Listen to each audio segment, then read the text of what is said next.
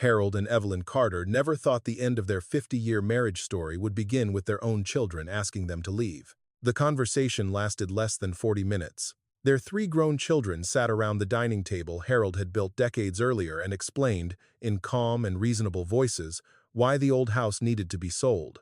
It was too large, too expensive, too much responsibility for people their age. 30 days later, strangers were walking through the home where Harold and Evelyn had raised a family, celebrated anniversaries, and buried dreams they never spoke about. At 79 and 76, they packed what little they could carry and drove away. A week later, with almost no one believing they were making a sensible decision, they spent $8 on a boarded-up boarding house that had been sealed for nearly 40 years. People laughed. Their children called it desperation. The building leaned slightly toward the street. Most of its windows were covered with weathered plywood. Even the town records seemed reluctant to remember it. Then, on their third night there, Evelyn discovered a hidden attic door concealed behind a loose wooden panel. Beyond it waited dozens of dusty suitcases arranged in silent rows beneath the rafters. No names, no tags, no explanation. When Harold opened the first suitcase, he found a bundle of letters tied with faded blue ribbon. Neither of them knew it yet, but those forgotten suitcases would uncover secrets an entire town had spent decades trying to leave behind. And before the dismay, making the people, make a side would be forced to remember every forgotten name. Before we uncover who those forgotten suitcases belonged to, take a moment to subscribe if stories of resilience, dignity, and second chances speak to you. Because Harold and Evelyn thought they had lost everything that mattered. What they didn't know was that the greatest chapter of their lives was only just beginning. Long before anyone called them a burden, Harold and Evelyn Carter were the kind of couple people pointed to when they talked about commitment. They met in the summer of 1969. Harold was 22, broad-shouldered, quiet, and already working full-time as a carpenter. Evelyn was 19 and had just started helping at the small-town library while attending community college. Their first conversation lasted less than 5 minutes. Harold had come looking for a book about historic American houses. Evelyn helped him find it. A week later, he returned the book and asked her to dinner. More than 50 years passed before either of them stopped smiling when they told that story. Life was never easy. Harold's father died when he was young, leaving him to help support his mother. Evelyn spent years caring for an aunt whose health slowly declined. They learned early that responsibility arrived long before comfort. Maybe that was why they fit together so well. They married in a small church with folding chairs, homemade decorations, and a reception held in the church basement. They couldn't afford much, but neither of them cared. They believed they had time, and for many years, they were right. Harold built things for a living. Not just furniture or cabinets, but trust. People throughout the county knew his work. If a family needed a porch repaired or a house framed, they called Harold Carter. He never rushed a job. He measured twice, sometimes 3 times. He believed anything worth building deserved patience. Evelyn spent most of her career surrounded by books. Children who visited the library often remembered her long after they forgot the titles they borrowed. She knew which stories comforted lonely kids and which books inspired dreamers. Parents trusted her. Teachers relied on her. Together, Harold and Evelyn built a life that looked ordinary from the outside. But ordinary lives are often built on extraordinary sacrifices. When their first child was born, Harold worked weekends. When the second arrived, Evelyn postponed returning to school. When the third needed braces, Harold took additional contracts during the winter. Every extra dollar seemed to belong to someone else. College tuition, medical bills, car repairs, school trips, birthday gifts. They never complained, not because they enjoyed sacrifice, but because they genuinely believed they were building something that would outlast them. The house became the center of that dream. Harold spent nearly 7 years building it piece by piece. Whenever money ran short, construction paused. Whenever money returned, he continued. He installed every door himself. He sanded every floorboard. He planted the maple tree in the front yard when their oldest child turned 5. The dining table became his favorite creation. Solid oak, heavy enough to survive generations. The same table where birthdays were celebrated, homework was completed, and difficult conversations were eventually held. For decades, the house felt alive. There was always noise, always company, always a reason to set extra plates at the table. Then time began doing what time always does. The children grew older. Careers pulled them away. Grandchildren arrived. Visits became shorter. Phone calls became less frequent. The silence inside the house slowly expanded. Harold noticed it first, not because he feared being alone, but because he had spent a lifetime listening to the sounds of family. Evelyn noticed it differently. She saw empty chairs, unused bedrooms, dust gathering on shelves, once crowded with school projects and holiday decorations. Still, neither of them felt bitter. Life changed. That was natural. What hurt was something else. Over the years, conversations with their children gradually shifted. Questions became suggestions. Suggestions became recommendations. Recommendations became decisions already made without them. The changes were subtle enough that they almost ignored them. Almost. Yet, even as others began treating them like people whose best years were behind them, Harold remained the town's unofficial historian. He collected old newspaper clippings, preserved photographs, and stored records many people considered worthless. He believed every town carried forgotten stories. Every building, every street, every name. Some deserved to be remembered. Evelyn often teased him about the boxes stacked neatly in the garage, but she secretly loved the habit. Neither of them knew that those years of preserving forgotten histories would soon help uncover a mystery hidden for decades above the ceiling of an abandoned boarding house. And neither of them imagined how valuable forgotten names could become when the world started forgetting them too. The first time Harold realized something was wrong, it wasn't because of what his children said. It was because of what they stopped asking. For most of his life, family decisions had been conversations. Birthdays were discussed. Vacations were planned together. Even small purchases often turned into long debates around the dining table. Then, somewhere along the way, discussions became announcements. His children began arriving with conclusions already formed. We've been talking about what's best. We've done some research. We've spoken to professionals. The words sounded helpful.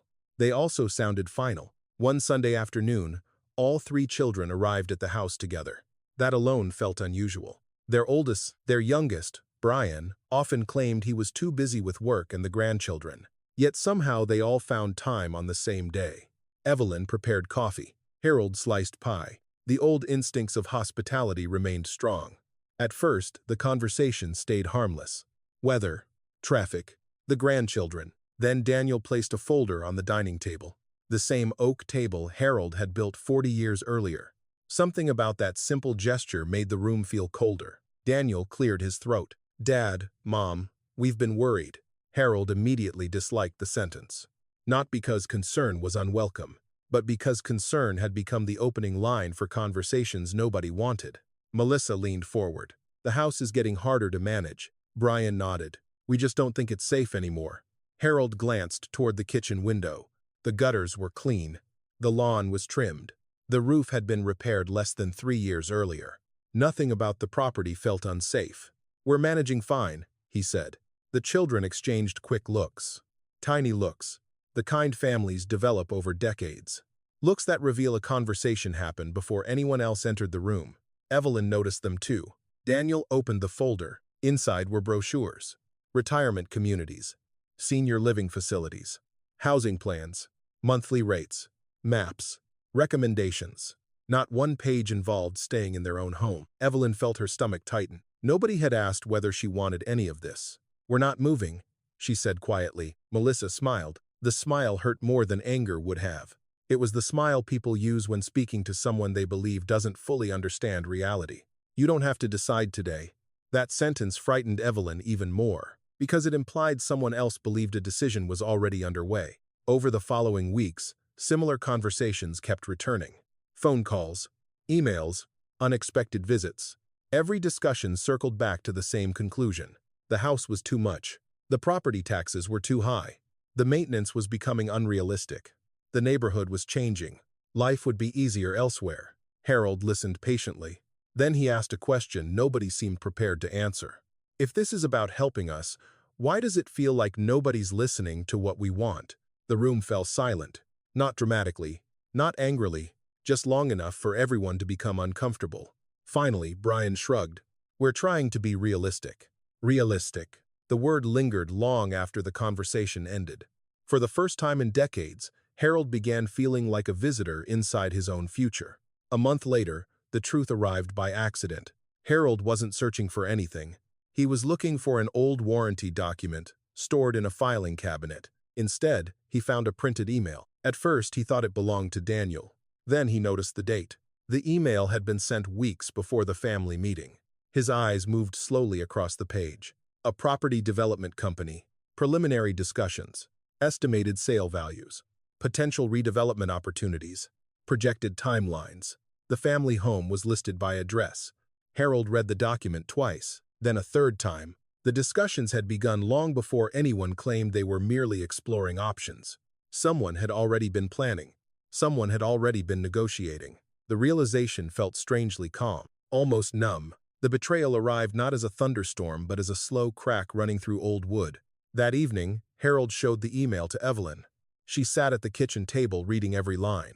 When she finished, she didn't cry. She simply folded the paper and stared at the grain of the oak surface beneath her hands. For 50 years, that table had witnessed family dinners. Now it witnessed something else. The moment trust changed shape. Days later, Daniel finally admitted the truth. The developer had approached him months earlier. Nothing had been signed. Nothing was official. But conversations had happened. Possibilities had been discussed. It would help everyone, Daniel insisted. Everyone? Harold asked. Daniel hesitated. Only for a second, but the hesitation was enough. Because for the first time, Harold understood something painful. His children weren't trying to hurt him. They simply no longer viewed him as the primary owner of his own life. They saw a problem requiring management, an asset requiring organization, a responsibility requiring efficiency. Not a father, not a husband, not a man capable of deciding where he wished to live. The sale moved forward faster than either Harold or Evelyn expected. Lawyers became involved. Financial advisors appeared. Meetings multiplied. Every step was presented as practical, reasonable, necessary. No single action seemed cruel by itself. Together, they felt devastating. Neighbors heard fragments of the story. Most assumed the children were helping. After all, wasn't that what good families did? Nobody saw the exhaustion growing behind Evelyn's smile. Nobody heard Harold pacing quietly through the house at night. He touched walls he had built, door frames he had measured, windows he had installed. Each carried a memory. Not because the house was valuable, because life had happened there. One evening, shortly before the closing date, Evelyn found Harold standing beside the maple tree in the front yard, the one he had planted when Daniel was 5. The trunk was thick now, stronger than either of them. Harold rested a hand against the bark. "I thought we'd leave this place together someday," he said. "We still will." He nodded, but both of them understood what he meant. He had expected departure to be their choice, not something arranged for them. The final month passed quickly. Boxes appeared. Rooms emptied. Closets became echoes. The house that once felt alive gradually transformed into a structure waiting for strangers. On the morning they left, rain fell lightly across the neighborhood. Not enough to be dramatic, just enough to blur the edges of things. Harold locked the front door, then slipped the key into Evelyn's hand. For a moment, neither spoke. Behind them stood 50 years of memories. Ahead of them stood uncertainty. And neither of them knew that within days they would discover a sealed boarding house nobody wanted. Or that hidden above its ceiling waited dozens of forgotten suitcases. Or that those forgotten names would eventually give them back something their own family had taken away: the right to decide who they were.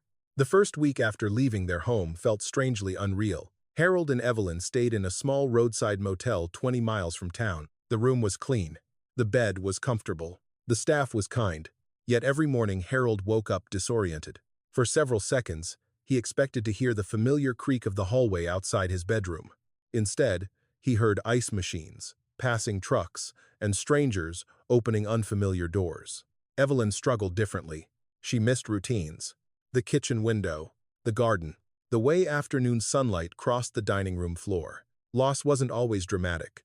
Sometimes it arrived disguised as the absence of ordinary things. On the 5th morning, Evelyn found Harold sitting at a small table covered with newspapers. At first, she assumed he was distracting himself. Then she noticed what he was actually reading: property auctions, tax sales, county notices, abandoned buildings. The old habit of researching forgotten places had quietly returned. "You looking for a house?" she asked. Harold smiled faintly. I'm looking for possibilities. That afternoon, buried near the bottom of a county notice, he found a single paragraph that caught his attention. Former Hawthorne boarding house. Property sealed and unoccupied. Sold as is. No warranty. No guarantees. Minimum bid. $1. Harold read it twice. Then a third time. The address sounded familiar. Very familiar. Suddenly he remembered why. The Hawthorne boarding house had once been one of the busiest buildings in town. Decades earlier, railroad workers, traveling salesmen, widows, teachers, and seasonal laborers had rented rooms there. Then something happened. Or perhaps several things happened. Stories differed depending on who was telling them. A fire. A bankruptcy. A legal dispute. A disappearance. Nobody seemed completely certain. All anyone agreed on was that the building had been abandoned for years, and eventually forgotten. Harold showed the notice to Evelyn. She studied it quietly. Ba Mayuan? He nodded. That's what it says. Why would anyone sell a building for $8? Probably because nobody wants it. Evelyn looked back at the notice, then surprised herself by laughing. Not because the situation was funny, because it was absurd. After losing everything, they were now discussing the purchase of a building most people probably considered worthless. For the first time in weeks, the laughter felt good. 3 days later, they drove to see it. The Hawthorne boarding house stood near the edge of the old downtown district. Time had not been kind. Paint peeled from the siding. Several windows were boarded shut. Weeds pushed through cracked pavement. The sign, hanging above the porch, leaned at an angle that suggested surrender. Yet beneath the neglect, something remained. Character, history, possibility. Harold felt it immediately. Old buildings spoke a language he understood. Not through words, through construction, materials, craftsmanship. He could see the quality hidden beneath the decay. This place was built by someone who cared, he said. Evelyn glanced toward the second floor. Can you save it? Harold didn't answer immediately. The honest answer was complicated. The building needed work. A lot of work. But unlike many modern structures, it still possessed strong bones. Finally, he nodded. Maybe. That single word changed everything. Inside, dust coated nearly every surface. Furniture remained scattered throughout several rooms. A grandfather clock stood frozen at a forgotten hour. Curtains hung motionless beside windows that hadn't been opened in years. The building felt less abandoned than paused, as if everyone had left in the middle of a sentence. Evelyn slowly walked through the lobby. Near the front desk, she discovered an old guest register. Most pages were damaged. Many names had faded. Still, fragments remained. Dates, signatures, places people once called home. She gently ran her fingers across the paper. Another collection of forgotten names. Without realizing it, the motif that would define the next chapter of their lives had already appeared. Outside, a truck slowed near the curb. The driver stared openly.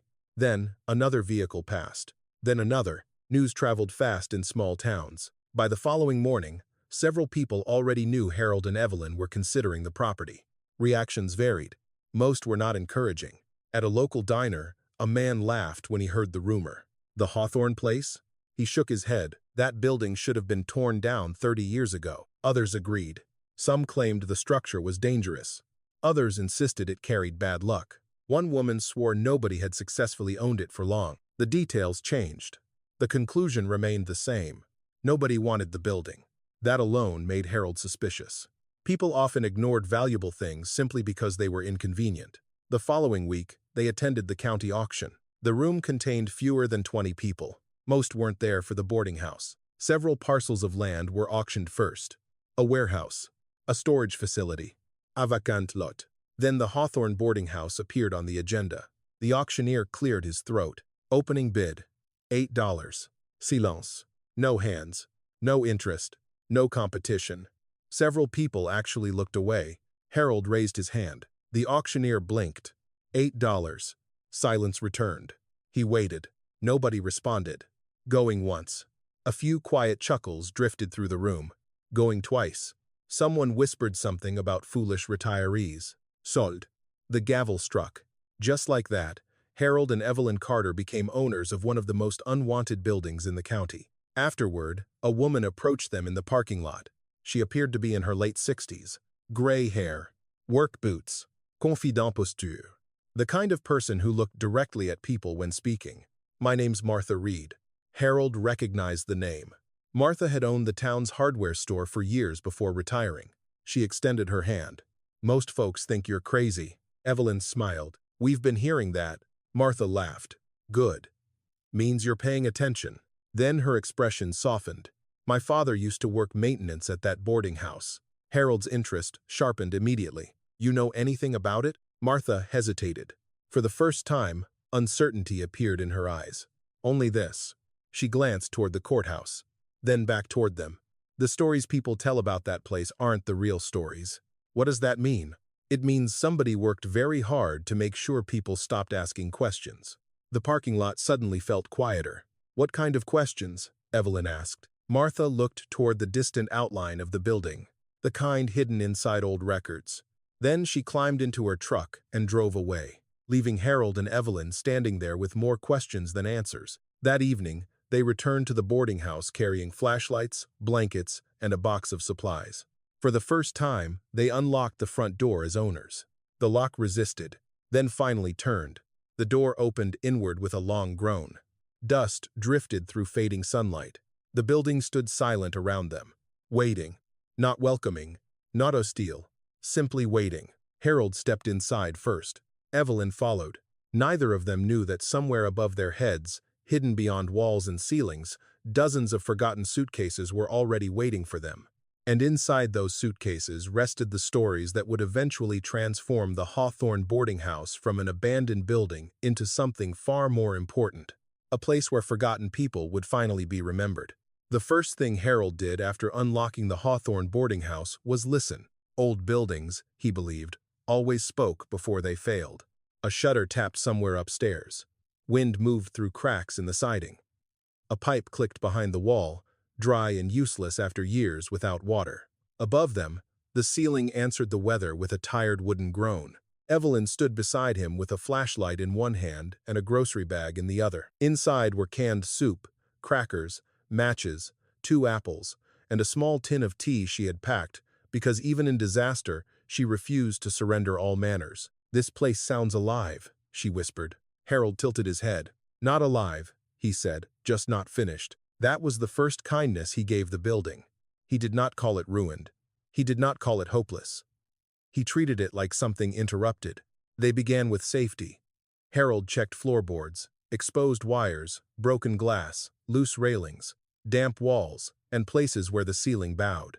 Evelyn followed with an old envelope, writing notes because they had forgotten to buy a notebook. Front parlor is safest, Harold said. She wrote it down. Kitchen floor needs bracing near the pantry. She wrote that down too. Back stairs are not to be trusted. Neither are some people, Evelyn murmured. Harold almost smiled. It was the first sharp little joke either of them had made since leaving their home. There was no electricity. The water line coughed brown once, then gave nothing. The stove looked ancient. The refrigerator smelled so bad, Harold closed it immediately and decided that problem belonged to tomorrow. So they made camp in the front parlor. A room that had once welcomed travelers now held 2 elderly people with nowhere else to sleep. Harold dragged their mattress inside from the truck, not with strength so much as stubbornness. Evelyn laid blankets over it, set a battery lantern on an overturned crate, and swept one clean circle on the floor. It did not change the house much, but it changed how she felt inside it. Dignity, she had learned, sometimes began with one clean corner. After sunset, rain started. Water slipped through a leak near the stairwell and tapped into a metal pot Harold had placed beneath it. Ping. Pause. Ping. The sound became the rhythm of their first night. Evelyn sat on the mattress with a quilt over her knees. Harold sat in a chair near the door, rubbing warmth into his hands. Neither of them spoke much. The silence carried too many things: the home they had lost, the children who had not called, the strange humiliation of beginning again when everyone expected them to quietly accept whatever life handed them. Near midnight, something scraped overhead. Evelyn lifted her head. Harold, I heard it. The sound came again. A faint drag, then a soft thump. Harold reached for the flashlight. Probably raccoons. Probably? That's what I'm hoping. He stood carefully and moved into the hallway. Evelyn followed before he could tell her not to. After 50 years of marriage, she knew which instructions were suggestions. The flashlight beam crossed peeling wallpaper, cracked plaster, and numbered doors with tarnished brass plates. Room 1, Room 2, Room 3. Each door seemed to be waiting for a guest who had never returned. They climbed the main staircase slowly. Halfway up, a step groaned under Harold's weight. Evelyn gripped the banister. "Maybe the raccoon can keep the second floor tonight. Best to know what we're sharing the place with," Harold said. The upstairs hallway smelled stale, but not rotten. That mattered. Harold checked the walls, the ceiling corners, the floor seams. Most rooms held only bed frames, broken lamps, and curtains gray with dust. In one room, Evelyn found a water-stained Bible in a drawer. In another, Harold found a wall calendar from 1984 still hanging beside the window. The dates had stopped, but the building had kept them. At the far end of the corridor, near a narrow linen closet, the draft grew colder. Harold felt it against his cheek. Air's coming from somewhere. He ran his hand along the wall. The wallpaper beside the closet did not quite match. The pattern broke at the edge, as if someone had patched it years ago and hoped no one would study it closely. He crouched, though his knees objected, and peeled back a curling strip near the baseboard. Wood showed underneath. Not plaster. Wood. "There's a panel here," he said. Evelyn brought the flashlight closer. The scrape sounded again above them. This time, something rolled lightly across a floor. Harold slid his pocket knife into the seam. The panel resisted, then loosened with a dry crack. Behind the wallpaper was a small recessed handle, blackened with age. "That wasn't built by accident," Evelyn said. Harold pulled. At first, nothing happened. Then the panel shifted and opened inward. Behind it stood a narrow door no taller than Harold's shoulder. A hidden attic door. Not the main kind a housekeeper would use. Not something meant for ordinary storage. This entrance had been covered on purpose. A steep set of steps rose into darkness. Cold air moved down from above, carrying dust, old paper, and cloth. Harold climbed first. One step, then another. Each board complained beneath him. At the top, he lifted the flashlight. For a few seconds, he said nothing. Evelyn stood below him, one hand on the rail. "What is it?" Harold moved the beam slowly across the attic. The space was longer than he expected, running over several rooms beneath a low slanted Bonnie Flam, Bonnie 1. Rafters crossed like ribs. Cobwebs hung in torn gray veils, and beneath them stood suitcases, dozens of them. Leather cases with cracked handles, canvas bags gray with dust, small train cases, large trunks. One pale blue child's suitcase with rust around the latch. They were not tossed there carelessly. They were arranged in rows. None had tags. None had names. None had addresses tied to the handles. Just silent luggage waiting under the roof of a building everyone had tried to forget. Evelyn climbed the final steps and stood beside him. The attic felt colder than the rest of the house, but not empty. That was what unsettled her most. It felt occupied by absence. Harold lowered the flashlight toward the nearest suitcase. It was small and brown, with brass latches turned green at the edges. A faded blue ribbon was tied around the handle, careful and deliberate. Evelyn touched the ribbon with 2 fingers. Someone loved whatever is inside this. Harold crouched. There was no lock. Still, he hesitated. They owned the building now. But owning a building did not feel the same as owning the lives hidden inside it. Evelyn seemed to understand. "If there are names in there," she said softly, "maybe they deserve to be found." Harold nodded. Then he opened the suitcase. Inside lay a bundle of letters tied with the same faded blue ribbon. Beneath them rested a black and white photograph of a young woman standing on the boarding house porch with one hand on a suitcase, her face turned slightly away from the camera. On the back, written in careful handwriting, were 4 words. "I was here once." Harold read them aloud. Below them, rain continued tapping into the metal pot. Evelyn looked across the attic at all the silent rows of luggage. For the first time, the boarding house no longer felt empty. It felt full of people who had been waiting for someone to climb those hidden stairs and remember them. And Harold, who had spent his life saving scraps of history others threw away, understood that Hawthorne Boarding House had not been sold for $8 because it was worthless. It had been sold because everyone else had forgotten how to look. Morning made the attic look less frightening, but not less important. Sunlight slipped through narrow cracks in the roof boards and cut pale lines across the dust. The suitcases sat exactly where Harold and Evelyn had left them, arranged beneath the rafters like silent witnesses waiting to be called forward. Neither of them rushed. Harold had spent too many years around old records to treat forgotten things carelessly. Before opening another suitcase, he brought up a pencil, a yellow legal pad, masking tape, and Evelyn's small digital camera. "We make a record first," he said. Evelyn nodded. They numbered the suitcases by row. Harold wrote each position on the legal pad. Evelyn photographed them before anything moved. Then she tied tape to the handle of the first brown suitcase and marked it A1. The suitcase with the blue ribbon. They carried it downstairs to the front parlor because the light was better there. Evelyn laid an old sheet across the crate they were using as a table. Harold washed his hands with bottled water before touching the letters. His hands were scarred and broad, but when he handled paper, he became gentle. The first letter had no envelope and no date, only paper folded twice and softened along the creases. Harold opened it carefully. The handwriting matched the words on the photograph. "I was here once." Evelyn read the first lines aloud. "My name is Lillian Price, though by the time anyone reads this, I suppose no one in Hawthorne will remember it."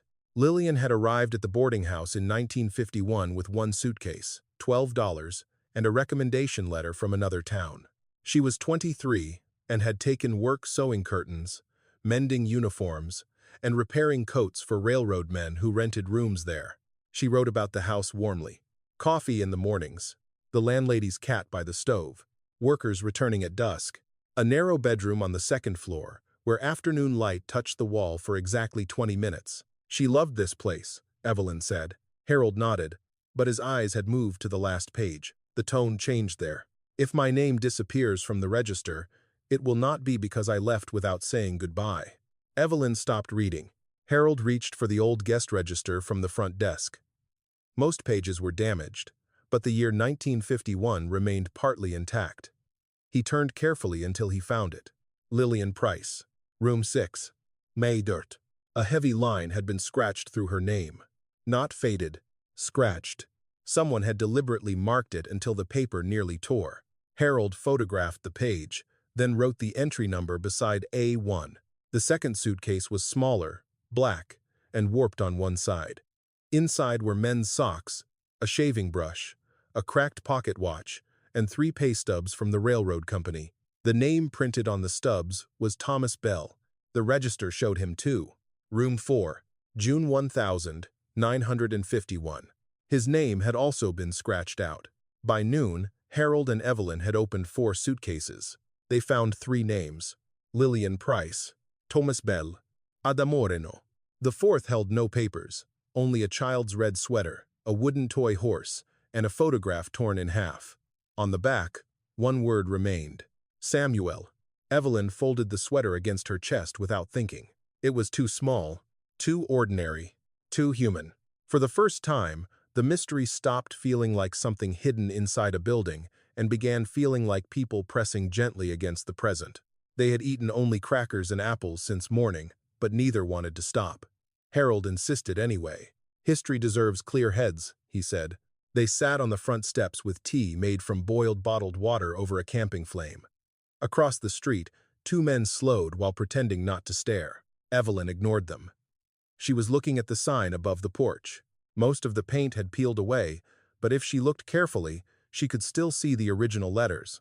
Hawthorne House, not boarding house, just house. After lunch, Harold went back to the register. This time he looked not for names but for patterns. The scratched entries were not random. They appeared in clusters. May through August of 1951. Then again in 1954. Then one more group in 1959. Each time, several guests' names had been erased, but other names around them remained untouched. "Someone wanted specific people gone from the record," Harold said. "Why?" "Because the record proved they were here." That sentence changed the room. The suitcases had not been abandoned by accident. They were evidence. By late afternoon, Harold discovered something folded into the lining of Lillian's suitcase. A thin pocket had been hand-stitched beneath the inner fabric with blue thread, the same shade as the ribbon. Inside was a small newspaper clipping. The headline was incomplete, cut too close at the edge. "Local seamstress leaves town after." The rest was missing. But someone had circled one sentence in pencil. "Town officials confirmed Miss Price departed voluntarily and no investigation is expected." Evelyn's face tightened. If she left voluntarily, why hide a note saying her name might disappear? Harold turned the clipping over. On the back, in smaller handwriting, was another message. Ask who bought the North Lots. Harold read it twice. The North Lots. He knew that phrase from old county maps he had collected years earlier. The North Lots had once been cheap land near the rail spur. By the 1960s, they had become the most profitable commercial strip in town. A gas station, a warehouse, a bank branch, later, a medical office. Land nobody discussed because fortunes made slowly often looked respectable by the time anyone asked how they began. Harold opened his legal pad and wrote 3 words in capital letters. North Lots, connection. Evelyn watched him. There was a change in him now. Not happiness. Purpose. People had mistaken his age for emptiness. "What are you thinking?" she asked. Harold looked at the letters, the scratched register, the photograph, and the clipping. "I'm thinking someone erased poor people from a guest book because those poor people knew something valuable." Evelyn looked toward the suitcase, and Lillian knew she might be erased. She prepared for it. He touched the blue ribbon. She left herself behind. That evening, Martha Reed arrived with 2 lanterns, a toolbox, and a sack of groceries she claimed were extras from her pantry. Martha stopped when she saw the papers spread across the crate. Harold showed her the photograph.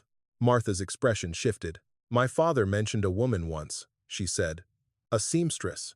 Folks claimed she ran off, but he never believed it. Do you remember her name?" Martha stared at the photograph. "No, but I remember what he said." Harold waited. "He said she left a suitcase behind because she expected to come back." Lillian Price had not been a rumor. She had been a woman with careful handwriting, a narrow room on the 2nd floor, and a name someone had tried to cut out of paper. And somewhere in the attic above them, more suitcases waited. More names, more lives, more proof that the Hawthorne house had not merely been abandoned. It had been silenced. That night, Harold placed Lillian's photograph on the mantel in the front parlor. Evelyn set a lantern below it. For the first time in decades, a forgotten guest had a place in the house again. And Harold knew they could not walk away now. Not from the building, not from the suitcases, not from the names. Because after everything his own children had taken from him, the Hawthorne house had given him something they never expected him to find again, a reason to stand up. By the 3rd week, Hawthorne house no longer smelled only of dust. It smelled of boiled coffee, lemon soap, old wood, and occasionally the sharp bite of vinegar Evelyn used on every surface that would tolerate it. The building was still far from safe.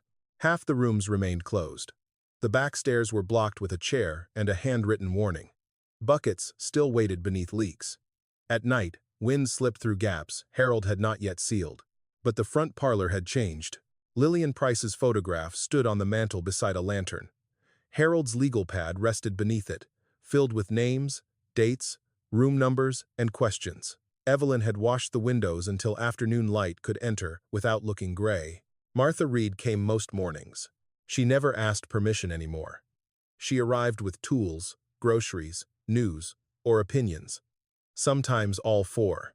"You 2 bought a problem," she said one day while replacing a cracked pane near the lobby. Harold held the frame steady. "We know." Martha glanced toward Lillian's photograph. "No," she said. "You bought a problem people got comfortable ignoring." That sentence stayed with Evelyn. That evening, she noticed the car. It was parked behind the building near the alley, half hidden by overgrown shrubs.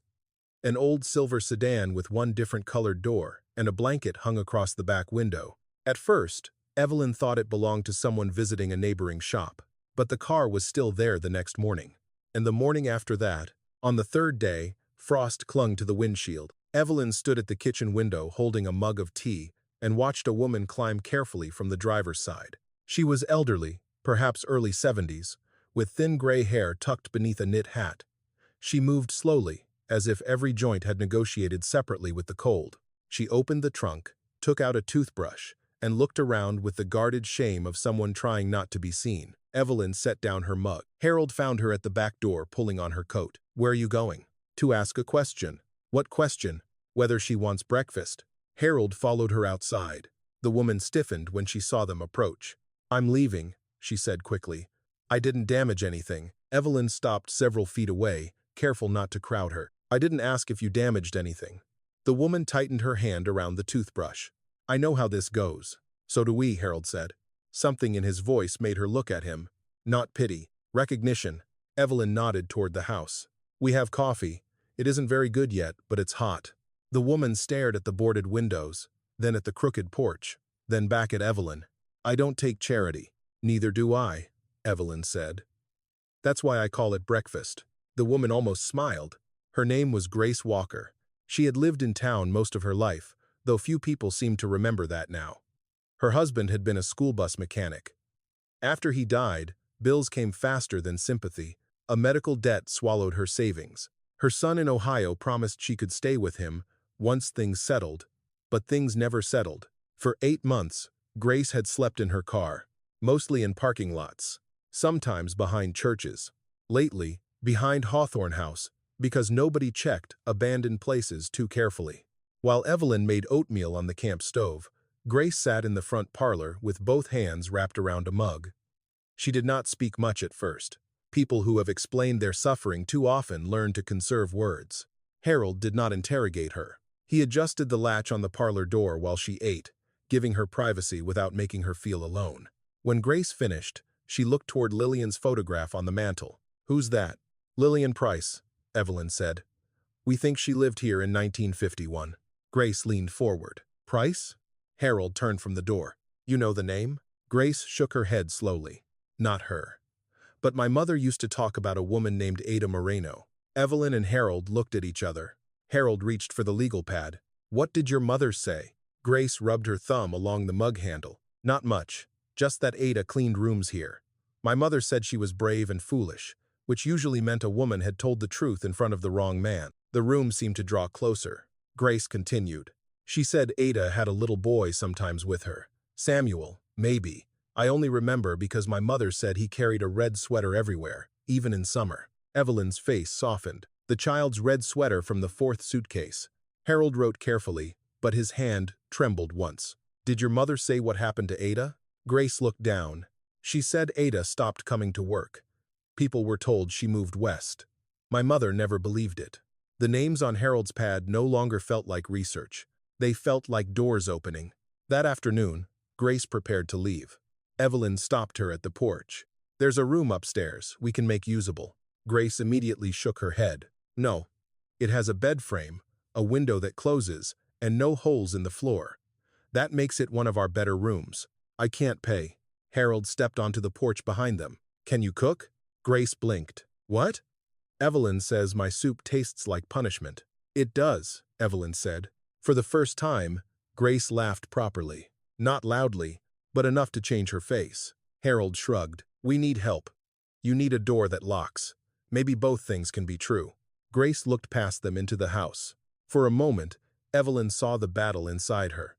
Pride against exhaustion, fear against hope, shame against the ordinary human need to sleep somewhere warm. Finally, Grace whispered, just one night. Everyone knew it would not be one night. Room 3 became Grace's room.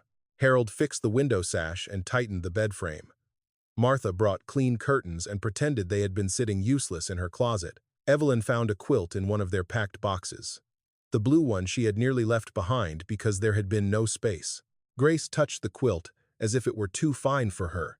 It's just fabric, Evelyn said. No, Grace replied. It's being expected. That evening, for the first time, 3 people ate supper in Hawthorne House. Grace made potato soup on the camp stove, adding onion, pepper, and a pinch of something from a folded paper packet in her purse. The smell moved through the first floor and softened the building in a way no repair could. Martha arrived halfway through and accepted a bowl without admitting she had timed her visit exactly.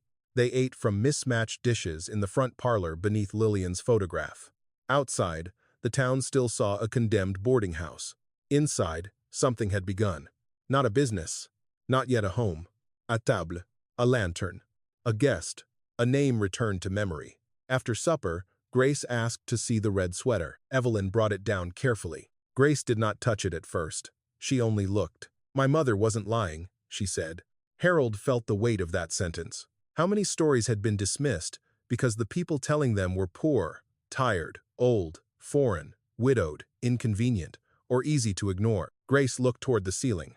If Ada's suitcase is up there, she said, Then maybe she never left town willingly. The warmth in the room did not disappear.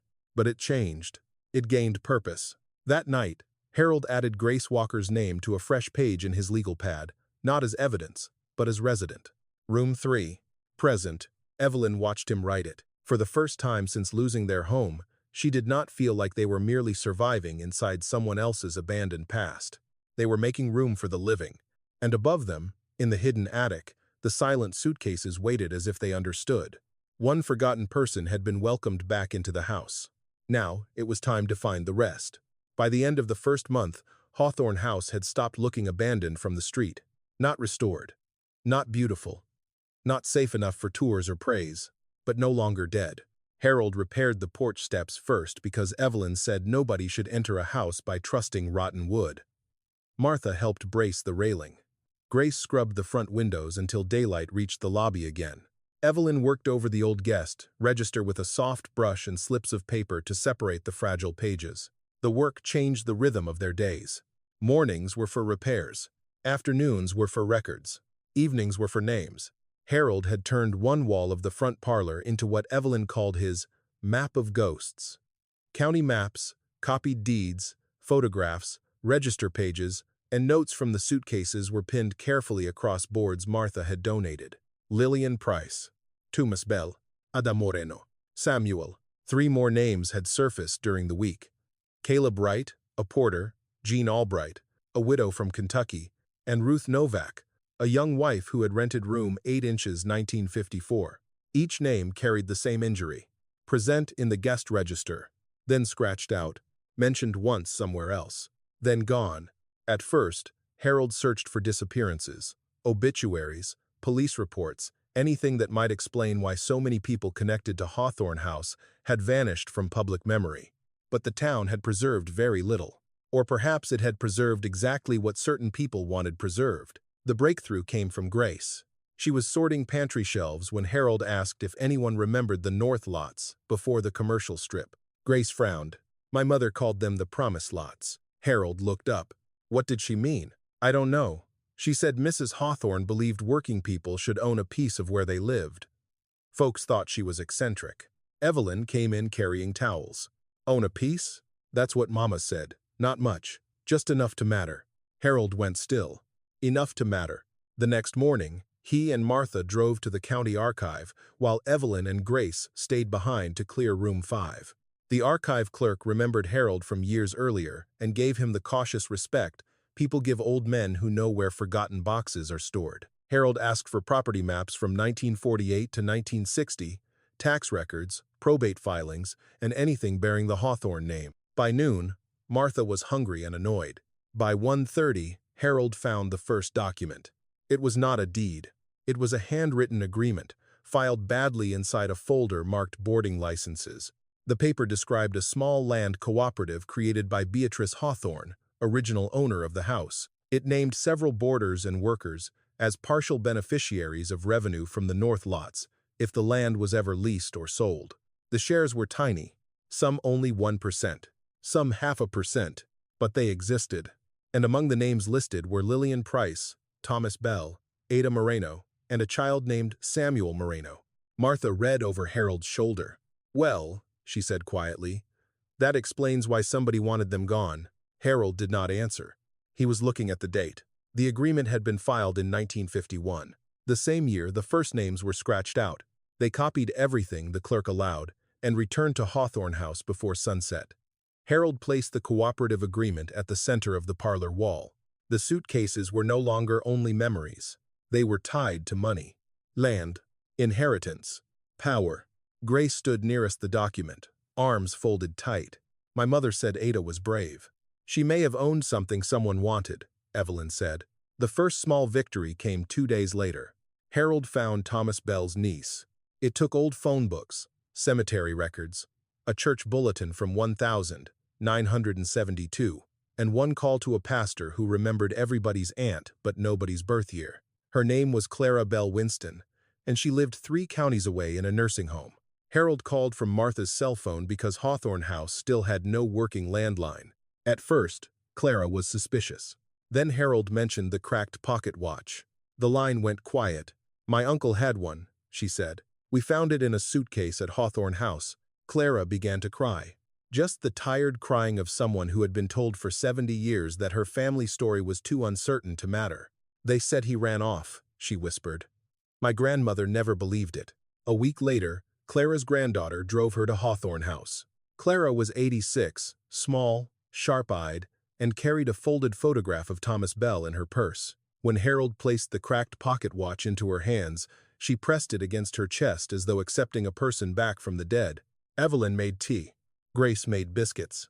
Martha pretended to fix a hinge while wiping her eyes with the back of her wrist. Before Clara left, she asked if Thomas's name could remain in the front parlor. "Not as a case," she said. "As family." That evening, Evelyn wrote his name on a clean card and placed it beside Lillian's photograph. Thomas Bell, Room 4. Remembered. It was the first time Hawthorne House returned a name to someone living. Word spread faster than they expected. Through church calls, through grocery store lines, through Martha, who claimed she did not gossip but treated truth as a public service. Within days, people began stopping by. A retired teacher who remembered hearing about Ruth Novak. A woman from the library who brought Old Town newsletters. A man whose grandfather had warned him never to ask about the house. Not everyone came kindly. Some stood on the sidewalk and took pictures. One man in a suit parked across the street for 20 minutes and drove away when Martha walked toward him with a wrench. But curiosity had begun doing what silence hated most. It had begun moving. The local newspaper sent a reporter named Janet Mills. She arrived expecting a soft story about an elderly couple restoring an old building. Then Harold showed her the scratched register, the suitcases, the cooperative agreement, and Clara's photograph of Thomas Bell. Janet stopped taking casual notes. "Mr. Carter," she said, "do you understand what this could mean?" Harold looked around the parlor, at the wall of records, at Evelyn labeling another card, at Grace carrying coffee to a woman asking about an aunt nobody remembered, at Martha standing near the front door as if the house had hired her. "Yes," Harold said, "it means they were here, and if the land agreement is valid." Harold looked toward the map of the north lots. "Then it means someone profited from making sure they were not." The article appeared 3 days later. Elderly couple's $8 house may hold town's buried secret. By noon, cars were slowing in front of Hawthorne House again. But this time, people were not laughing. By evening, Daniel had called twice. Melissa had left a voicemail. Brian sent a text asking if everything was getting out of hand. Harold did not answer yet. He stood beneath the growing wall of names, listening to the house. For years, Hawthorne House had been sealed, mocked, and ignored. Now, for the first time, it had a voice. And all over town, people who had benefited from silence were beginning to hear it. Daniel arrived 2 days after the article appeared. He did not come alone.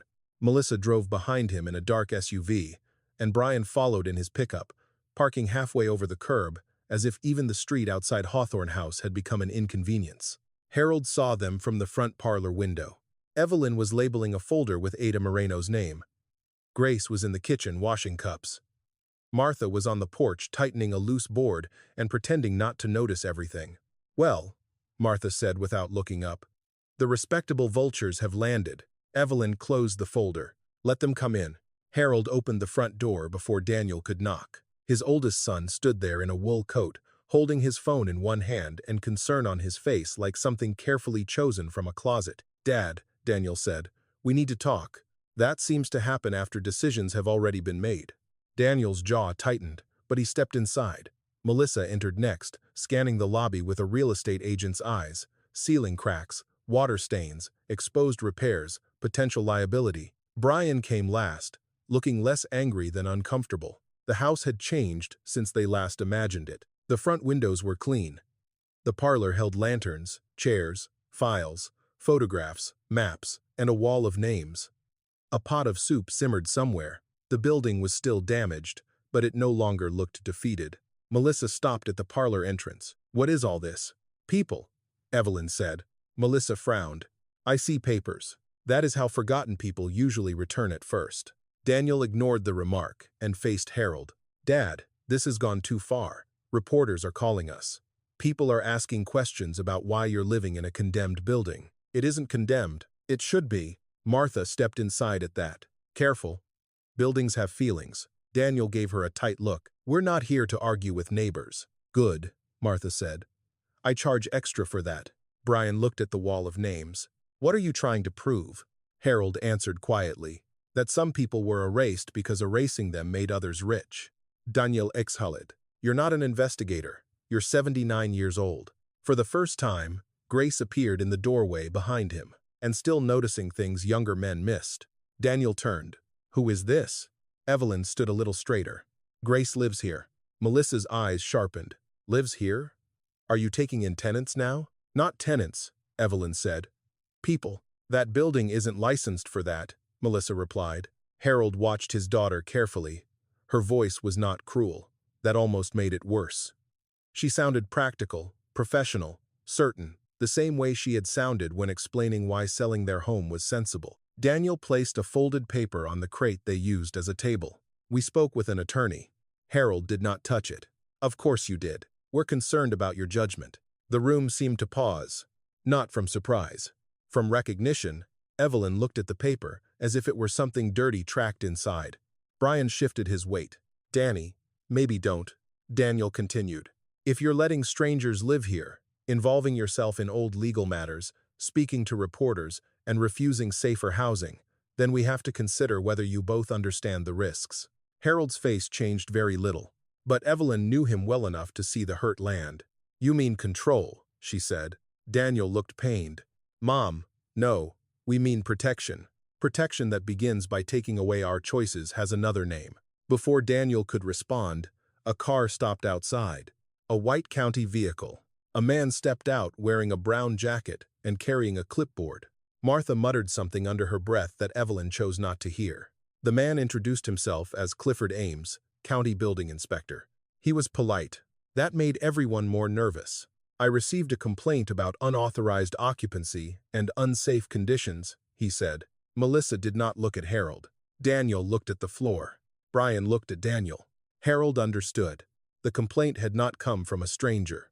Inspector Ames walked through the first floor, taking notes.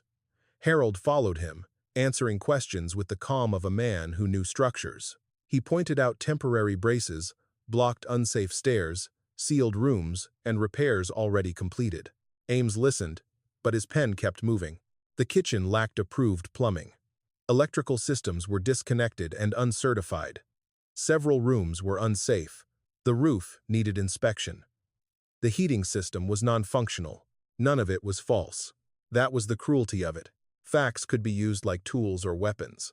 By the time Ames returned to the lobby, Grace had her coat folded over one arm. Evelyn saw it and felt something twist inside her. "You are not leaving," Evelyn whispered. Grace looked ashamed. "I won't be the reason they take this place from you. You are one of the reasons this place matters." Inspector Ames handed Harold a notice. 10 days, he said. "No overnight occupancy beyond the legal owners until minimum safety standards are met. If conditions worsen, the county can order emergency closure." Daniel seized on the words. "You hear that? This is exactly what we're talking about." Harold folded the notice once. "Thank you, Mr. Ames." Ames hesitated near the door. His eyes drifted toward the wall of names. "My grandmother used to mention this house," he said. Everyone looked at him. "She cleaned laundry here when she was young, said the owner was kinder than the town deserved." Then he lowered his voice. "Get your permits in order. Fast." After he left, the room erupted. Melissa argued liability. Daniel argued safety. Martha argued with both of them. Grace stood near the hallway, holding her coat like a sentence. Brian said almost nothing. Finally, Harold raised one hand. He did not shout. He did not need to. "This is still our house." Daniel stared at him.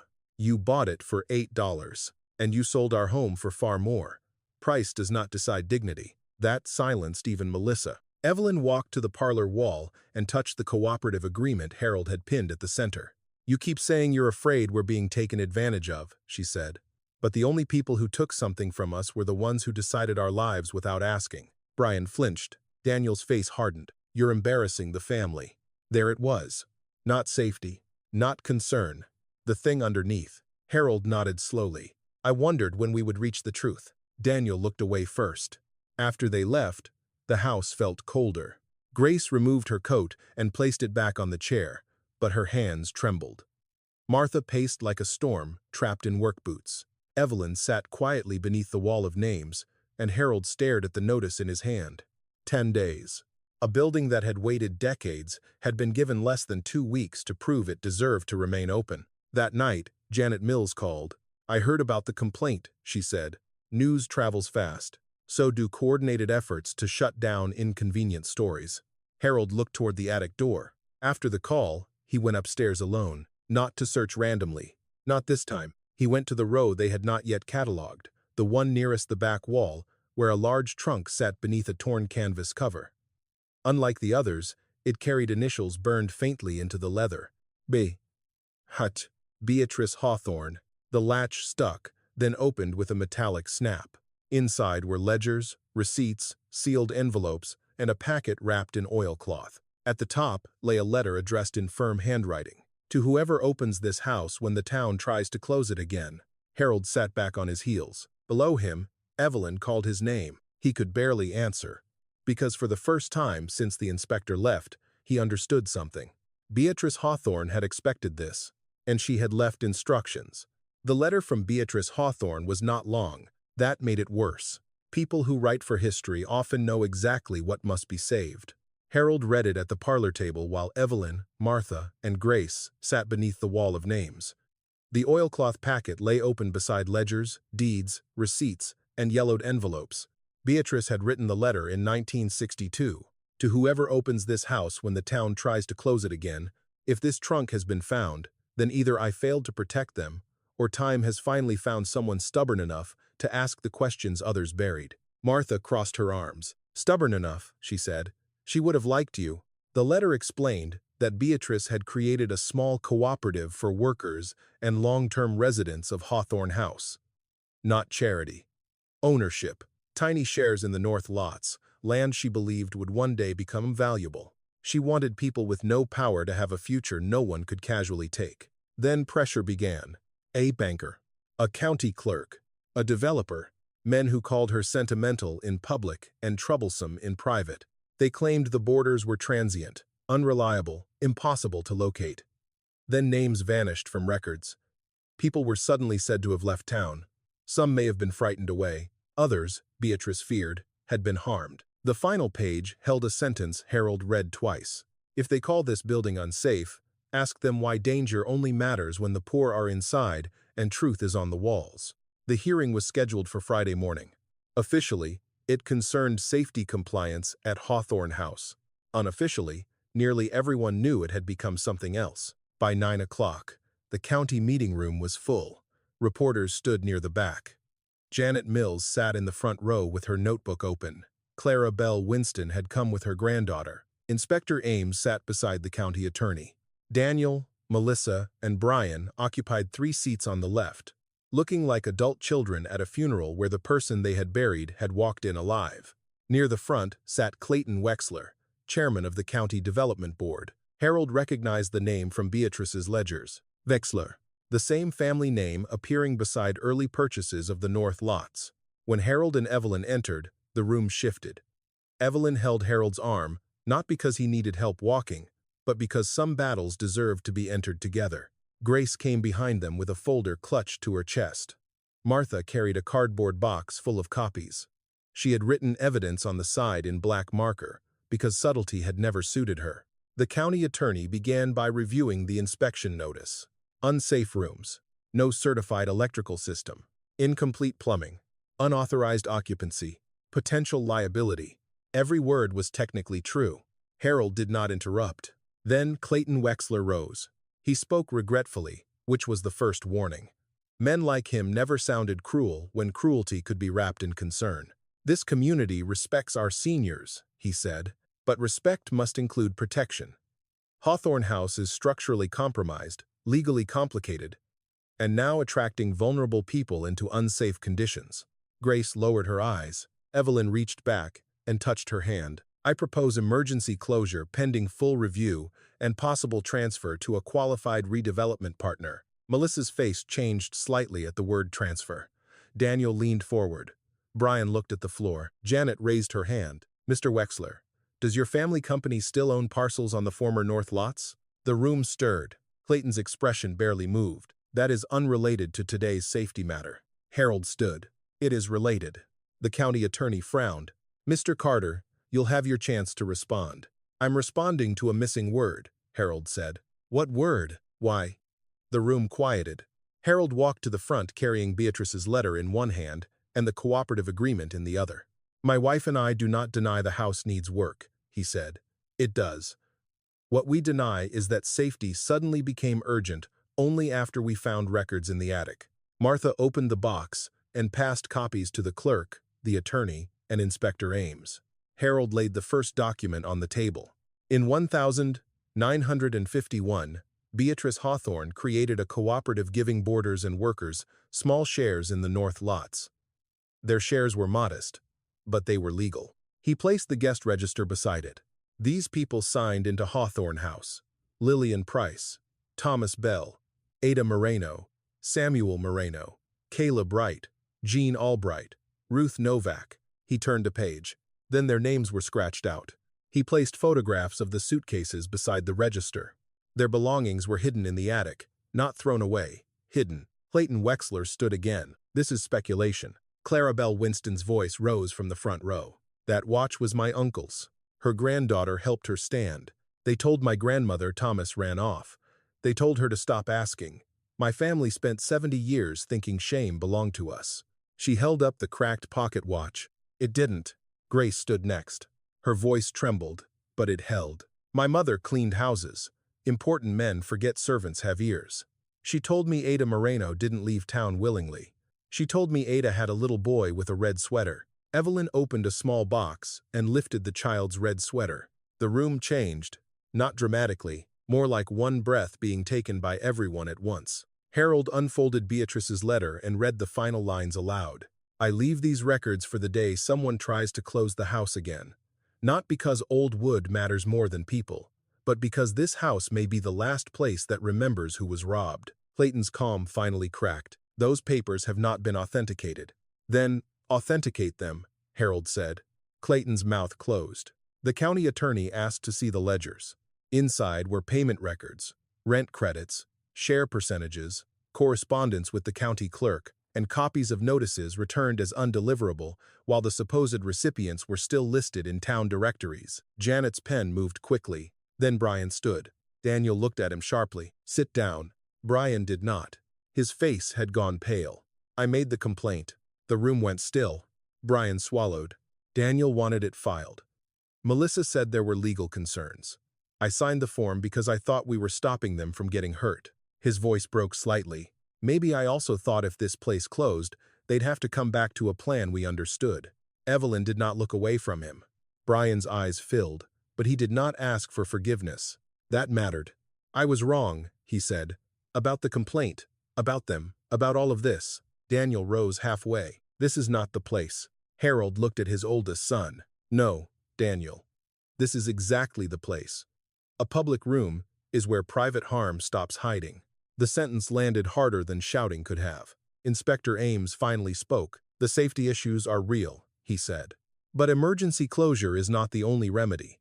The owners have begun repairs, documented restricted areas, and cooperated with inspection. Given the historical evidence now presented, I recommend a conditional restoration order instead of closure. Clayton objected immediately. The county attorney raised a hand. We will also refer these documents for legal review regarding the north lots and possible beneficiary claims. For the first time all morning, Harold sat down. Evelyn took his hand under the table. They had not won everything. The house still needed repairs. The truth still needed lawyers. The dead still needed names. The living still needed shelter. But Hawthorne House would not be closed that day. As people began to leave, Daniel approached Harold. His voice was low. You're making enemies you don't understand. Harold looked at him, tired but steady. No, he said. I'm finally understanding the ones I already had. Daniel stepped back as if struck. Brian remained near the doorway, unable to approach, unable to leave. Evelyn saw him there and gave only the smallest nod. Not forgiveness. Not yet. A door left unlocked, perhaps. When Harold and Evelyn returned to Hawthorne House, Grace lit every lantern in the parlor. Martha taped a copy of the conditional order beneath the wall of names. At the top, Evelyn added one new card, Beatrice Hawthorne, founder, witness. Then Harold added another, smaller line beneath it. The house remains open. Outside, evening settled over the old street. Inside, the names on the wall seemed less like ghosts now. They seemed like a jury that had waited a long time to hear the truth spoken aloud. And at last, someone had. The first repair made after the hearing was not to the roof, the plumbing, or the wiring. It was to the front door. Harold replaced the warped hinges, sanded the frame, fitted a stronger lock, and polished the old brass knob until it reflected light again. When Evelyn asked why that mattered more than the leaking upstairs hall, he ran his thumb along the edge of the door and said, "Because a house that welcomes people should still know how to protect them." That became the rule for everything that followed. Welcome did not mean carelessness. Kindness did not mean surrender. Over the next months, Hawthorne House changed slowly, then all at once. Inspector Ames returned with lists, deadlines, and quiet encouragement. Martha organized retired tradesmen who claimed they were just stopping by and somehow stayed 6 hours. Janet Mills kept reporting, but she learned to knock before taking notes. Grace became the kitchen's steady heartbeat, cooking soup, biscuits, and coffee strong enough to make Martha accuse her of trying to wake the dead. The county did not suddenly become generous. The legal review moved slowly. The North Lots case would take years to untangle. Some records were missing. Some families could not be traced. The Wexler name appeared in too many places for comfort and too few places for easy proof. But the cooperative agreement was real. The ledgers were real. The erased names were real. And once truth entered public record, silence no longer owned the room. Donations arrived first in small ways. A box of towels, a used refrigerator, a church group offering paint, a retired electrician who refused payment because his grandmother had once rented room 2. Then came larger help. A preservation grant, legal aid, a historical society review, and a trust account established for restoration and resident support. Harold insisted on one thing. No one would live there as charity. Every person would contribute, according to ability. Cooking, cleaning, repairs, gardening, record-keeping, reading aloud, answering letters, teaching skills, welcoming new arrivals. It did not matter whether the contribution was large, it mattered that each resident knew they still had something to give. By spring, the first floor was certified for occupancy. By summer, 5 rooms were safe. By autumn, the sign above the porch was repainted. Not Hawthorne Boarding House, not Carter House. Evelyn chose the name. The Name's House. Underneath, in smaller letters, Martha painted the words, "Everyone deserves to be remembered." The dedication ceremony was held on a clear October afternoon. Folding chairs filled the yard. Clara Bell Winston sat in the front row with Thomas's cracked pocket watch in her lap. Families of the forgotten came carrying photographs, letters, questions, grief, and sometimes nothing at all but a surname they hoped might matter. On the parlor wall, the names had been moved from temporary cards to simple wooden plaques Harold made himself. Lillian Price, Thomas Bell, Ada Moreno, Samuel Moreno, Caleb Wright, Jean Albright, Ruth Novak, Beatrice Hawthorne. Others remained marked unknown, but Evelyn refused to call that failure. Unknown, she said, only means not yet. Brian came that day. He arrived alone, wearing a clean shirt and holding a box of old family photographs Harold had assumed were gone with the house sale. He did not ask to speak first. He set the box on the porch table and waited until Evelyn noticed him. "I found these in Daniel's storage unit," he said. "They belong to you." Harold opened the box. Inside were albums, Christmas pictures, Evelyn's library certificate, Harold's old carpenter's union card, and a photograph of the oak dining table on the day he finished building it. Evelyn touched the photo. Brian's voice shook. "I'm not asking you to forget what I did." "Good," Evelyn said softly. "Because we can't." He nodded. "I know." Harold studied his youngest son. A month earlier, Brian had begun coming on Saturdays to repair drywall under Martha's supervision. Martha made him redo almost everything twice. Nobody stopped her. That was not forgiveness, but it was work. And work, Harold believed, revealed more than apologies. Daniel did not attend. Melissa sent flowers with a card that read, "Thinking of you both." Evelyn placed them in the lobby, not out of acceptance, but because flowers had done nothing wrong. Some wounds did not close because someone else became uncomfortable seeing them.